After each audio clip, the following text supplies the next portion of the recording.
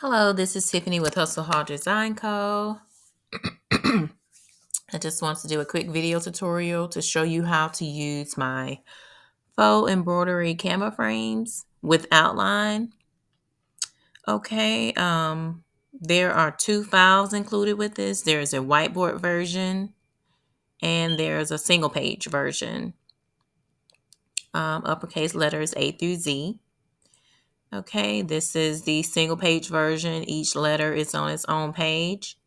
And what we're going to work on now is the whiteboard version. I like working in this because it's easier to just move things around.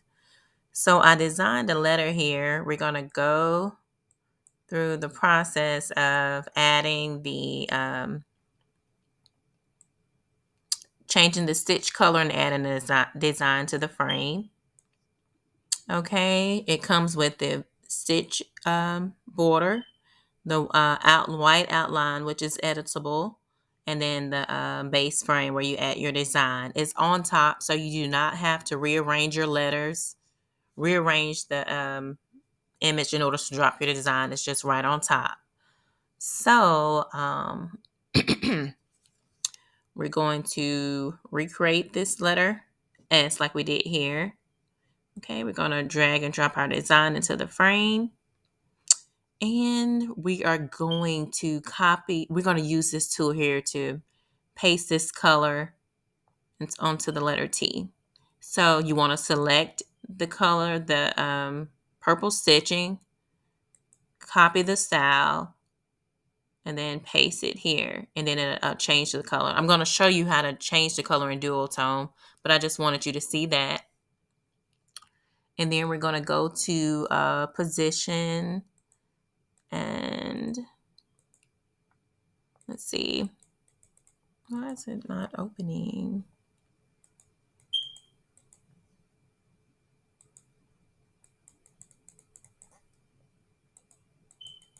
Okay, my Canva is acting weird.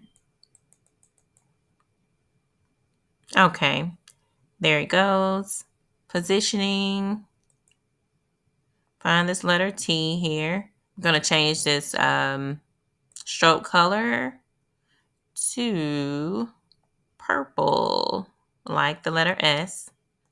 Okay, and then around the frame, you can also add a border. So when you select the frame, if you look up in the upper left, you'll see this little image here and it says border weight. You can click on it and do a solid stroke, a dash stroke, or that kind of stroke, or a smaller dash stroke. So we're going to choose this one here, and we're going to change the color of it to white. Okay, and then it's just like the letter T. So, well, I'm sorry, it's just like the letter S. So both of these look the same. So now we are going to go to this letter here. Let me make sure it's ungrouped. Okay, now I'm going to show you how to change the color in dual tone. I'm going to go to Edit Photo, and you're going to go to FS Effects, and go to Dual Tone, and Custom, and you can leave it on black, or you can, let's find the kind of color we want first. Color range, let's see. Just make the shadows like a darker version of the color that you want. And then for highlights, I'm going to go back into this area. Yeah. And kind of just play with it. So just remember when you're doing the dual tone, for shadows, you want it to be a darker color version of the color that you want, or black, depending on how dark you want the stitching. And then for highlights, you just want it to be a lighter color version of the same color. Okay, and that's about close. But just in order to keep everything the same, the stitching the same color, you can either remember these numbers that you're doing, or you can just copy and paste the style using this tool here, which is much easier.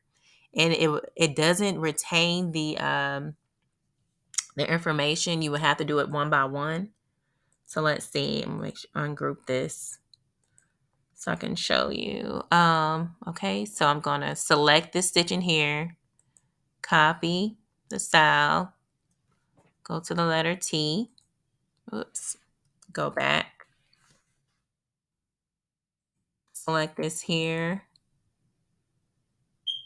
paste it onto there. Then you have to do it again, and then paste it onto there like that. So you just do that for all of your letters. And I wonder would it let me, I'm gonna see if I can copy the style of this here. Oh, I didn't know that you could do that. Okay. Oh, okay. I didn't know it worked for that. That is so neat. Okay, cool. Okay, so just use that tool to copy and paste everything. Wow. I thought it only worked for the outer border, so that's neat. Okay. Well, it did not do the, you will have to go back and do the purple outline, but it did everything else. Okay, so that's it. Just message me if you have any questions.